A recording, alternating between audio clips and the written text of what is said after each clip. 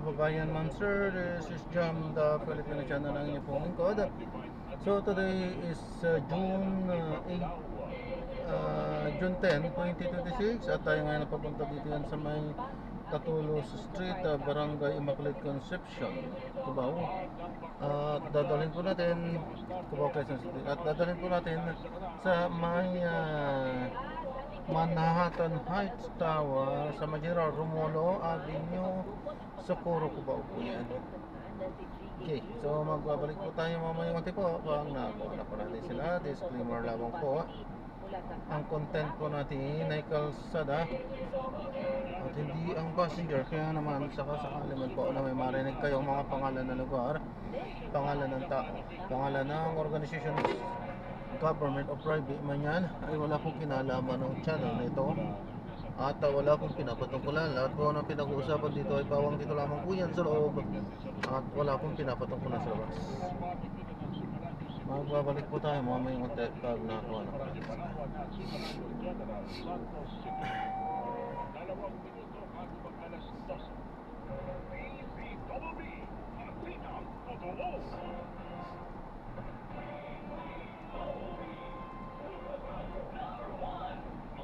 Ako po si Orly Trinidad. Patuloy natin pagsaluhan ang mga balitang nakaka-apekto sa ating lipunan at nalagayang tunay na mga buluhan. Patuloy kami maglilingkod sa inyo at maghahatid ng balitang walang kinikilingan, walang pinoprotektahan, noon at ngayon, serbisyong totoo.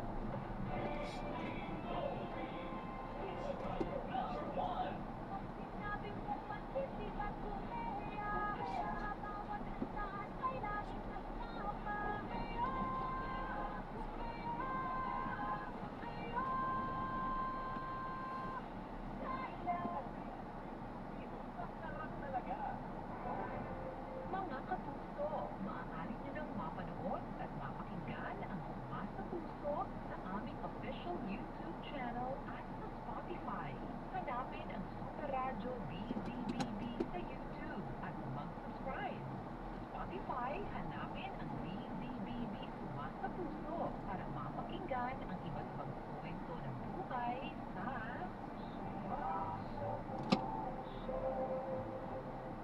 Para hindi matuloy sa mga balita, sundan ang mga social media accounts ng Super Radio DZBB. Mag-subscribe sa aming YouTube channel at i-follow kami sa Facebook, TikTok at X. Hanapin lamang ang Super Radio DZBB para makita ang aming mga official social media account. Tutok na para sa mga balitang tama at totoo, mga kapuso. Nananatiling number 1 sa buwanang Mayo ang GMA Radio ayon sa AGP Nielsen Media Research. Number 1 sa AM station ang Super Radio DZBB 524 na nakakuha ng 53.3% audience share. Number 1 sa FM station ang Barangay MS 97.1 na nakakuha ng 50.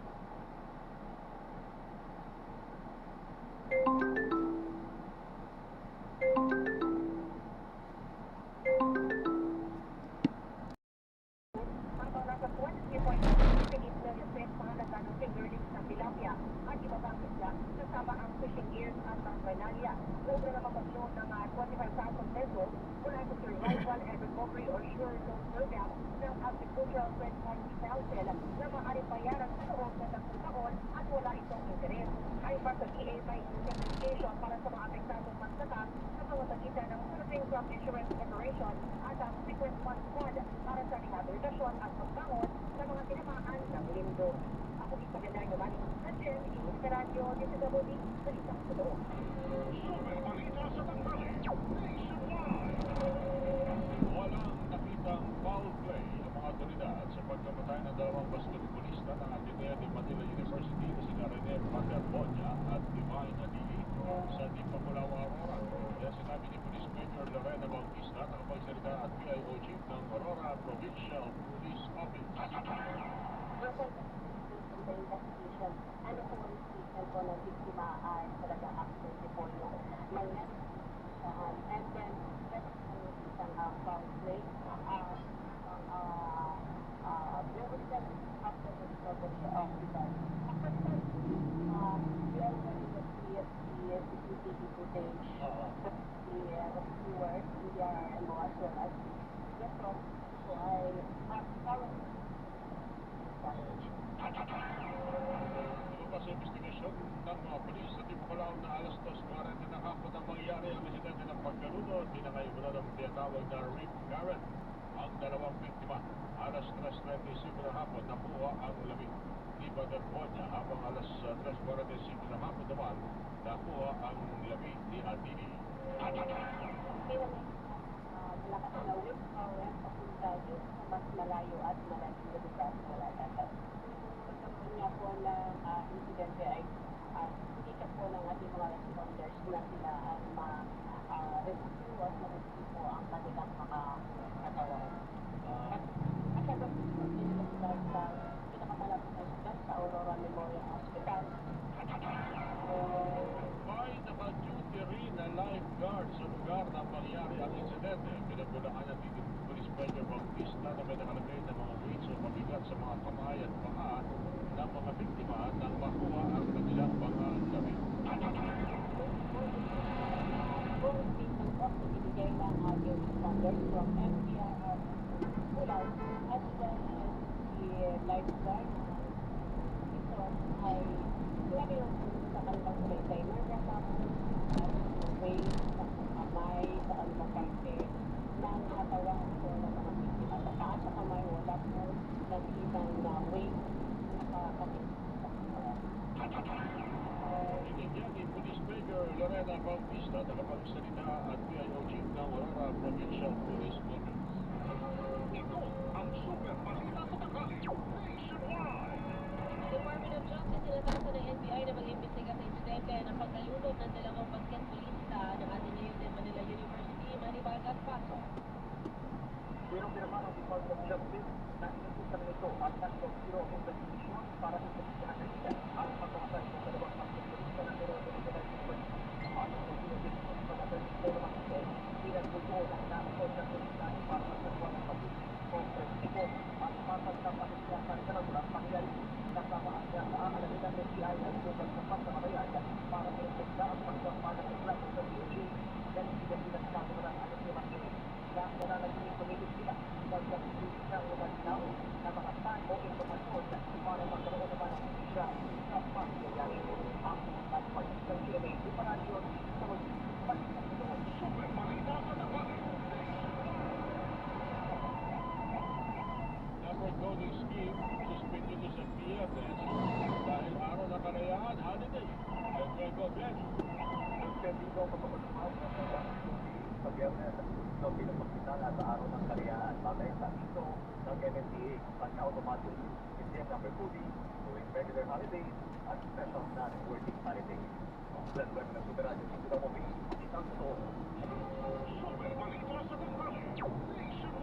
Naglagay na ng oil spill po ng mga takuhan ng Philippine Coast Guard sa paligid ng sumagsat na cargo vessel na sa Bagong Ilocos Norte kahapon. Yan ang sinabi ni Commodore Noemi Gebia, tagapagsalita ng PCG. 100 meters po ang sumagal sa Bakito. So, ito naman po ng Philippine Coast Guard ay agad tayo naglagay ng ating mga oil spill at ang ating mga absorbent fans. So, we're able to contain and clean itong area na ito. Naglagay na rin po tayo ng concept ng oil spill at ito maiwasan po kung posibleng may kakalat pa. Pero kahapon naman po, based sa ating report, ay nasarahan na po itong valve, itong barko. Ayon pa kay Kayasgab, ligtas ang 15 ng mga tripulante ng barko. Sinadya ang ng kapitan na isanstad ang barko dahil sa karanasin ng malalakas na alon, ulot na tiniyak ni Commodore Gebiab na ligtas na ang lugar, pero pinapayuhan ng mga estudyante sa paligid na huwag lumapit sa barko. Nagkaroon po tayo na advisory sa coastal cities na involved po dito na kung maaari ay wag nang lumapit sa barko dito again para maiwasan po yung mga insidente. Based sa report po sa atin sa hapon, po itong area at nandiyan naman po natin ng mga school, natanggal po natin ang mga nakita po natin na sa mga fuel systems so safe po ito matigit. Our advice, again, wag po na lumapit sa barko para at i-assure the safety. Ayon ni Commodore Noemi Gebiab, tagapagsalita ng PCG. Mahigpit na binabantayan ng Philippine Coast Guard sa floating structure ng China sa Baho de Masinloc. Ayon kay Rear Admiral D. Dariel at nakapagsalita ng Philippine Coast Guard para sa West Philippine Sea, 24 oras sa kanilang maritime domain awareness o mga flight at submarine control sa lugar.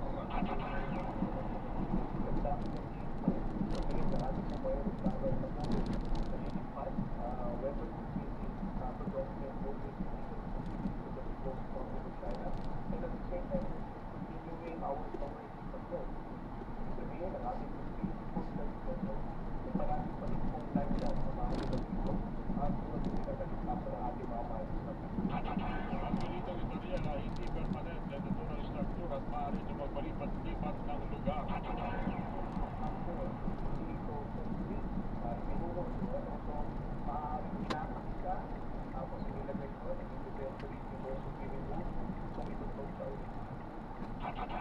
Sinigil ni Rear Admiral D. Dariel at nakapagsalita ng Philippine Coast Guard para sa West Philippine Sea. Ito ang super balita sa tanghali nationwide. National Task Saan po, Force ma'am? ng Dito? West Philippine Sea dinatali ang mga nakita struktura sa Baho de Masinloc, Manny Vargas. Paso. Iniliman ng pamalaan ang mga napupoy na istruktura na ilagay ng China sa Baho de Masinloc o Carbonacion sa presentasyon ni Philippine Coast Guard Spokesman for the West Philippine Sea, Admiral G. Dariel, na kumpirma nga ang floating platform na una Tama na to. nakikita bago ipinasok sa loob ng Shola.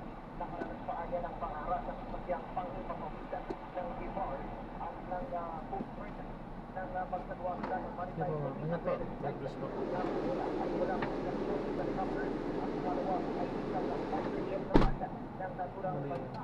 Bukod sa floating platform, may mga boya o buoy na ikinabitilan nila at meron ikinabitan nila antena na bawat hindi pa malinaw kung para saan. Itiniis ng gobyerno na iligan ang anumang ginagawa ng China sa Baho de Masinloc. Iini Undersecretary Alexander Lopez ang magsalita ng National Maritime Council na sa Pilipinas ang Baho ang may layo lamang na 119 nautical miles mula sa Palawi ng Palen at sakop na exclusive economic zone ng bansa.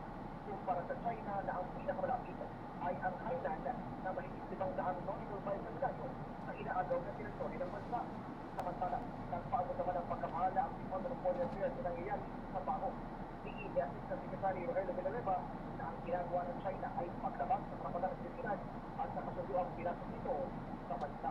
Ang Manny Vargas. Ayan na, drop na natin sila. Maraming salamat po sa panonood. Hanggang sa muli po ay mga God bless. Paalam po. Mga kawani ng Senado, walang iba